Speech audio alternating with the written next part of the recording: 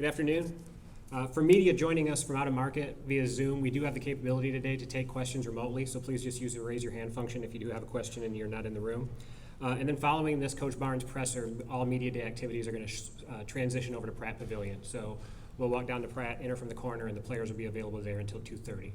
So with that, I'll turn it over to Coach Barnes for some opening remarks.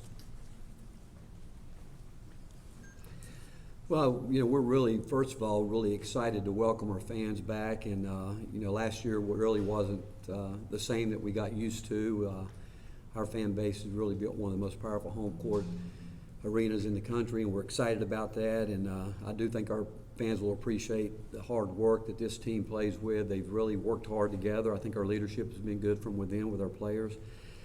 So I think, again, Vol Nation is going to be very proud of this group of guys. They've worked hard since, we started back in the summer, and looking forward to it. And we have a few injury updates we need to talk about. John Folkers is going to miss the exhibition game. He broke his thumb back a couple of weeks ago and as in a cast, but, we fully expect him to be ready for the opener, so he won't play Saturday. And Jonas Bamba has been fighting an illness the last couple of weeks, but other than that, we expect everybody.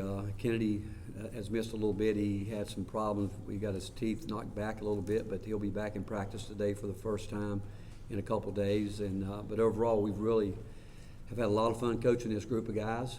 They work hard. They've accepted the challenges that we put in front of them. They know we've got to get better in some areas, a lot of areas actually. But the fact is, it's been a good group, and as a coaching staff, we're excited to have a chance to coach them.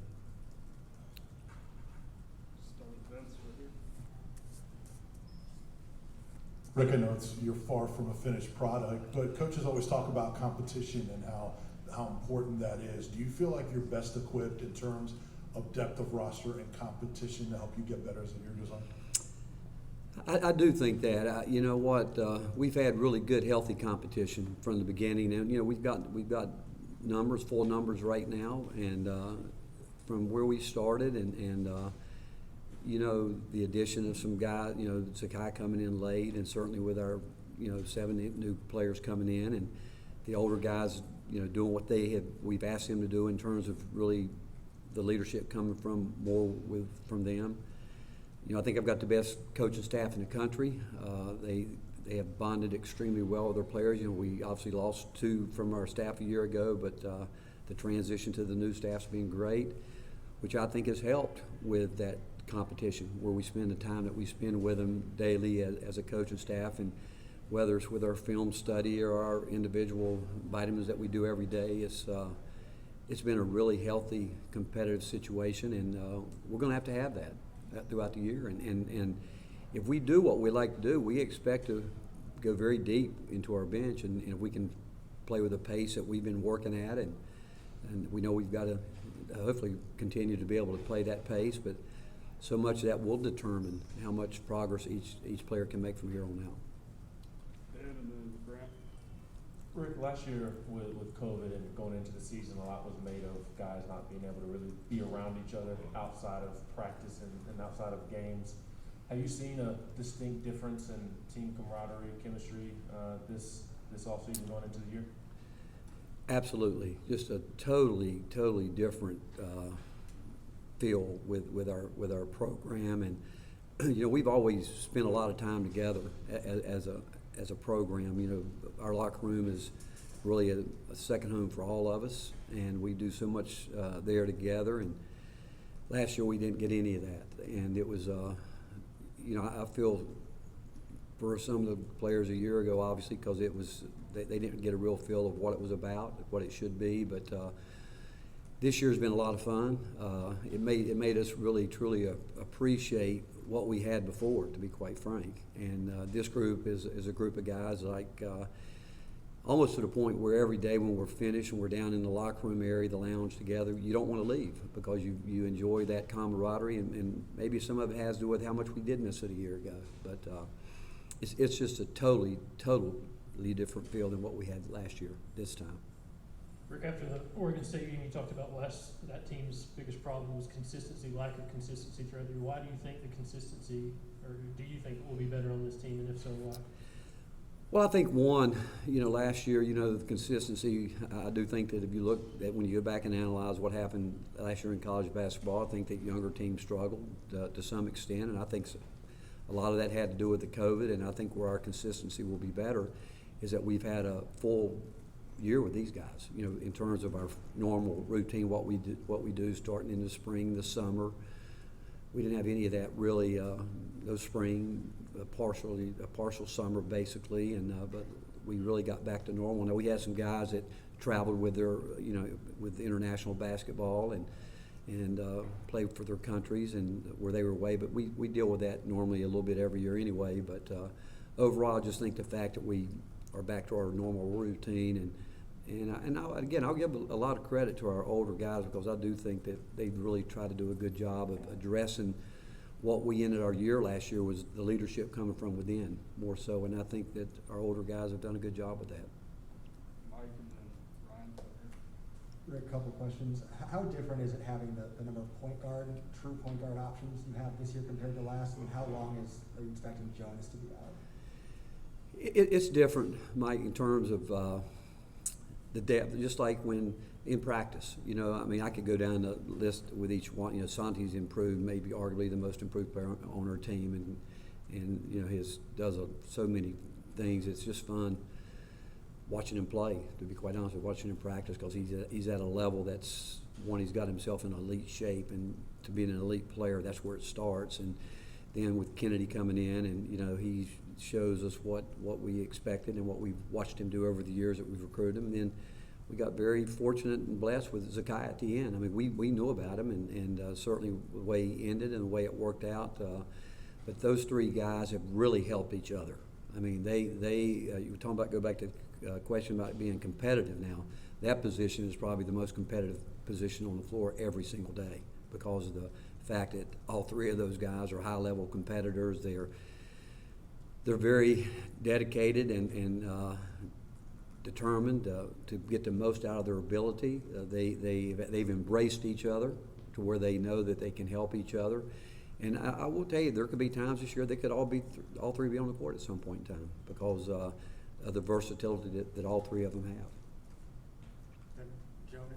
And Jonas, again, Jonas was making strides and going through the typical, I think, adjustments that most freshmen have to go through, understanding the wear and tear that it takes daily. And, every freshman that comes in, it's different for each one of them. And, but Jonas, he really was making strides. And then he got hit with the illness and it set him back. Now he hasn't been with us. This is starting the third week. And hopefully, after this scrimmage, he'll be back and he'll have to work his way back in. He won't be able to come back full throttle. When you miss this time of year, because you think about our scrimmage, you think about we scrimmaged full scrimmages with ourselves twice and then an outside scrimmage and the day to day, because now we will start, tapering back a little bit, getting ready for our games, but we're still we've added some things while he's been out. So he'll work his way back in, and I think he's got a really bright future ahead of him. He brought some stuff. His rim protection was something that was really excited us, and he just found a way. It seemed like every day found a way to block shots. He's got great hands, great touch, but all things happen, we think, for a reason, and maybe it'll be a blessing in disguise for some way, somehow, as we go forward. But we're expecting him to come back eager and excited to get back in it. 8 newcomers on this team. Where do you feel like those guys are at in understanding what y'all want to do defensively, but also understanding the importance of every possession? When I look at the 8 newcomers, do I think they understand totally? Not totally, but I think the perimeter guys understand a little bit more than the post players because I think that we've got some perimeter guys that have been through it, and they again, the competition's been great, getting at it each and every day. But I don't know if it's. I'm not going to say it's not normal, but there's a lot of play today where young guys growing up, I don't even know if they've ever heard the term post defense, and understanding that with the way people play today, without true post players. But we've got to get better with our post players. I think they've done a really good job of understanding, I think, the coverage that we want in our different ball screen packages that we throw out there. But in terms of the rim protection that we're looking for, that we think they can give us, and the interior defense, we've got to get better there. Certainly, some of the younger guys struggle, probably more so away from the ball. I think most guys comprehend pretty quickly that what you got to do guarding the basketball, but it's the off-ball actions that they probably have never been exposed to as much as they will be at the competition level that we play against. But overall, the attitude's been good. I go back, Coach Schwartz, he does a great job with that, along with our other coaches, daily holding them to the accountability that we're looking for on the defensive end. We got coaches at rebounding. We think that to be the team we got to be defensively, we've got to improve our rebounding from a year ago. We've got to be better there. And those are the little details that younger guys that probably heard but never really understood. That's the makeup that really makes up the difference in winning and losing basketball games. Rob in the back. Coach, name, image, likeness, how big of an impact have you seen that be in recruiting? Is it something that kids ask you about when they're on visits, something parents are interested in? How big of an impact is it out there? Rob, it's interesting. Some prospects have asked about it early, right off the bat. Others never mention it. And what I do know is that as a coaching staff and as a university, we believe in it. We're behind it, and I think there's been some great opportunities here for our players that they've taken advantage of it. And I think that our university and our community and our fan base and people here, it's there for those guys that want to pursue it. But I tell you what really has impressed me are the ones that talk to me about the big picture. They say, because we want to make sure, that's not what we go in the first thing that we're going to throw out there, name, image, and likeness. But, we know it's something that we talk about. And as I said, some prospects more than other, they're more interested in that possibly than what we look at as the big picture.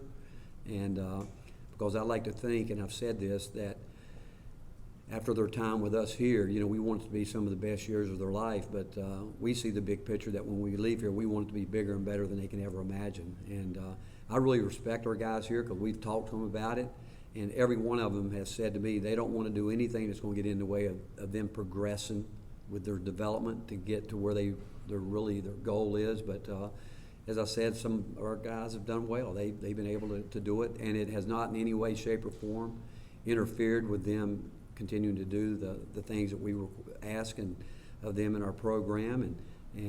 But we deal with it. We do in recruiting. We'll go, and there's certain things that come up sometimes in recruiting that when people throw out numbers and figures, which we're not going to do anything that we shouldn't do in the recruiting process. But if some of the things I've heard in recruiting is true, I've told people I think the transfer portal is going to be bigger than ever, because I think the transfer portal is big now, because I've always said that I don't think coaches are always truthful in recruiting. They promise minutes, they promise things that they truly hope people forget about, and I think the same thing is going to happen with this in some situations. People are going to throw out numbers that you're capable of doing this, and people are going to come up short, and that'll be another reason that kids will look to leave places. So we're not going to promise anything, but know that we're going to do everything like every university in the country does. I think that, and I have had some talks with Danny and about it, and we're not being left behind, and we're not losing recruits because of the NIL. We're not, because, like I said, when we go out recruiting, we got certain things that we're looking for, and we early in the recruiting process we kind of get a feel for what things are and what's important, and we can make our decisions from there. Rick, I know that last year, almost immediately after that Oregon State game, Josiah talked to a bunch of us, and without even being prompted, started talking about how he thought it was unacceptable and he needed to be a better leader. He put a lot of that on himself, even though he'd been injured. Well, what did that tell you about him, and do you think he backed that up this offseason? He has, last year at the end, with Folky getting hurt, and we just never seemed to get in some rhythm. And we played a team that obviously was better than people thought, and had a great run through the tournament. But I actually told him, not to be so hard on himself. But the fact is, what he said is that I think every coach and staff would tell you, your best teams are when it does come from within, and when you players are able to help each other, and that means sometimes talking to each other in a way that how will that person accept it and understand that. But he's earned that right. John Fulkerson has earned that right to do that. Those guys, Santiago, those guys do it because those aren't. I mean, those guys work. They've put a lot of work into this program, and they've earned it. But the neat thing with it, up to this point, has been, and I expect it to continue, is how our young guys have embraced them.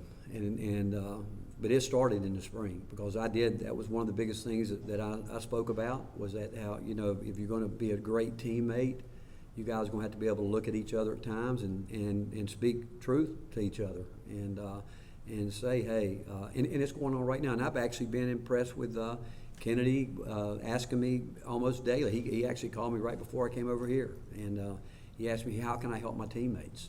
And he asked me specific guys who he could help, because we all know we need everyone, and we've not even gotten close to settling into what we think will be our rotation. I mean, we've been through enough here where I can go back through my years here, starting the first year with a guy like Kevin Punter getting hurt at the end of the year last year, Folky going down when we felt like he was finally starting to get back to somewhat of a groove that we knew to expect from him. So it's a long year, and that's where we want each guy to continue to grow each day, knowing that who knows what's going to happen with along the way. But the fact that almost daily somebody will say to me, what can I do to help my teammates? And again, to be quite frank, that's what we talked about at the end of last year, and to see it working has been fun.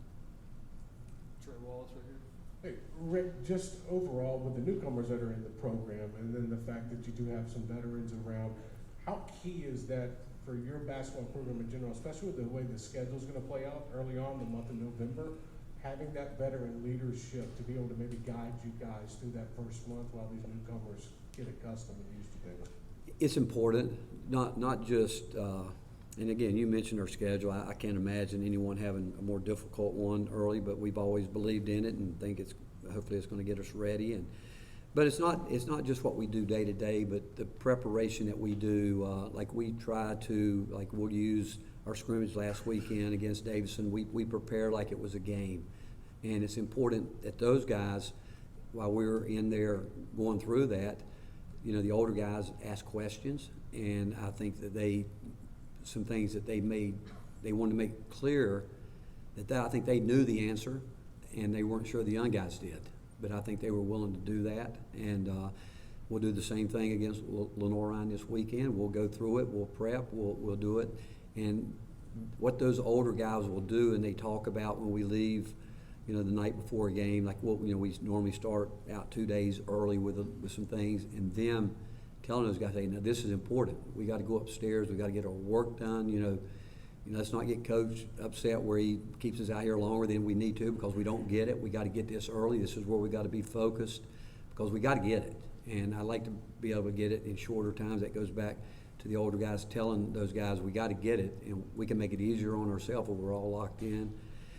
And then, the night before the game, the day of the game, pre-game meal from there on back, because once we come normally here, they stay here together from the time we go through our pre-game meal. They normally don't go back to their dorm, so they're together, and they have an hour or so in there, hour and a half maybe, where they're on their own. But watching the older guys take them through it this past weekend was neat, and I think the neatest thing is the younger guys are willing to ask them. They want to play. There's no doubt they want to play, but they're asking those guys, what does it mean? How, everything's down to a detail. Pre-game warm up, how we do it, how we dress, everything we do, and so it's not just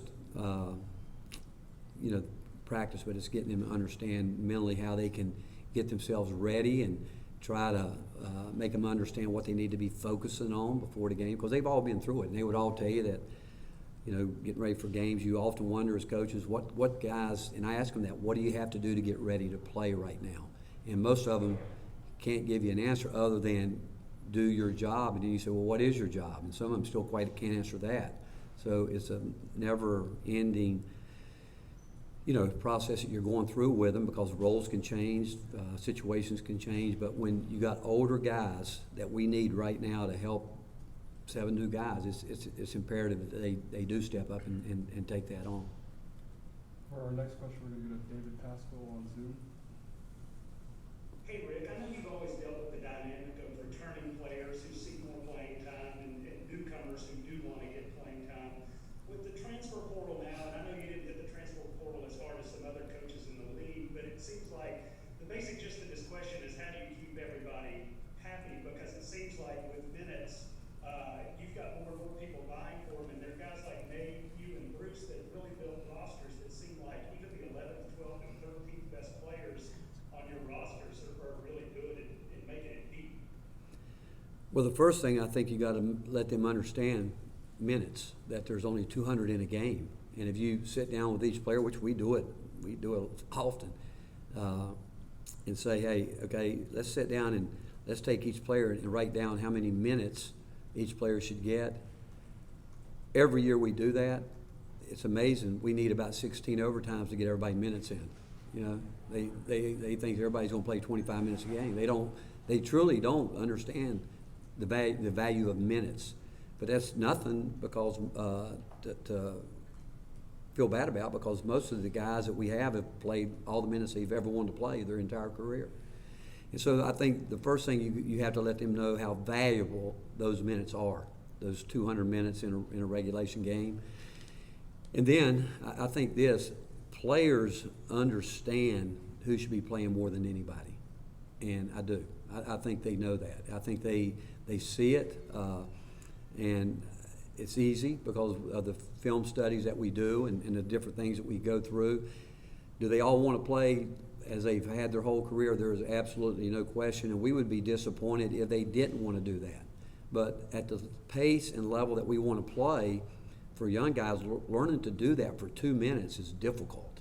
To where if you're seeking, you know, high level, I don't know if I want to use the word perfection, but if you're seeking great execution, and so to get them to understand that you're going to be in a lot of close games, maybe decided by 1, 2, 3, 4 possessions, it's really important that they understand that every second you're out there, there's some accountability going on, and the focus to do that. But in practice every day, and spending time with our guys every single day, we're constantly talking about what they have to do to get the minutes that they want to play. And I think as the season goes on, it plays out with consistency. I think that's when you get down from a coaching standpoint, that's what you're looking for day in and day out. Who can we count on? Do we know what that guy's going to give us every single night, knowing that we've got younger guys, like you mentioned, that they don't know what it's like to get ready to play. I don't care who's on your schedule. We believe that, you know, whoever we're playing, yeah, we're going to do our work to get prepped, but we want to do what we do. We want to play at a level where we don't come back in and say, well, why didn't you do this? Or what were you thinking on this play? Why were you here where you're supposed to be on the other side of the court in terms of execution? But that's probably the hardest thing for younger guys to grasp, is the details that go into being successful. And but with that said, as long as guys give us the effort, they do everything that we ask them to do in practice, we're going to find a way, and they'll stay with it. And like I said, the year is a long year, and we wouldn't want guys that didn't want to play a lot. But the first recognition is understanding how valuable those minutes are. Rick, Tony Vitello said at the quarterback club that you're about the nicest human being that he's ever met, and He's that nice. he's uncomfortable around you because you're such a great guy. What have been your experiences with Tony Vitello? You know what? I think Tony's phenomenal. I love his fire. I love it. I love it because I can think back to when I was his age, and Tony's in, the best baseball league in America, building a program against some of the best great baseball programs. And you know what? I think sometimes when you're in that position, I remember when I left Clemson, and I left Providence and went to Clemson. I got a call from Coach Thompson, a great coach at Georgetown, and all he said to me was, "Hey, if you want to be good, you're going to have to be willing to take on City Hall." I wasn't sure what that meant, but I figured it out, and I think Tony's willing to let everybody know that he's in this thing to win and win big. And the excitement that he brought to Ball Nation in the spring, it was what we needed. With what we had gone throughout the season, and to see all those people out on the street wanting to be in the stadium, and then getting to the World Series, it's phenomenal the job he's done up to this point. And Tony, I'm sure, would say like me that he feels he's got the best staff in the country. But I'm excited for him. I'm excited for his future. I'm excited for what he's trying to do here and the way he does it. And I think his team has truly taken on his personality. And I just think there's great days ahead for our baseball program. Last question, Rick Butler right here. Coach, you began with baseball a little bit. Football had their first sellout of the season a couple weeks ago. How excited are you just to get back to a traditional Tennessee environment with the fans in the stadium?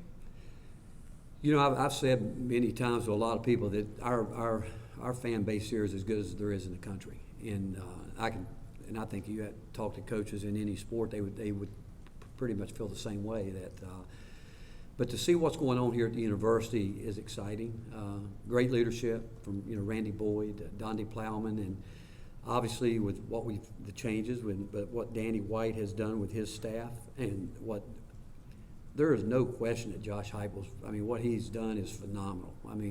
You look at the way we've improved as a team. I love the fact that being around Josh, he's a confident guy that has focus, knows what he's doing. Has put a great staff around him. Chris Woodard's become a terrific friend of mine, and knowing that what he did last year, getting to the Final Four, and then I go down the line with it. We want to talk softball. Any program. I don't want to leave anybody out. I'm just so proud of our university, our athletic department, going through tough times, and I can tell you there's no better leadership at any university in the country than what's going on here right now. And I think just great future ahead for us in so many different areas, not just as an athletic department, but as a university, the way it's growing. I just hearing how the Haslam Business School is exploding, how we need a new business school because it's just exploding as a university, and watching downtown Knoxville grow, watching everything around campus grow. It's a great time to be a Tennessee Volunteer. All right, thanks, guys. All right, thank you guys for being here.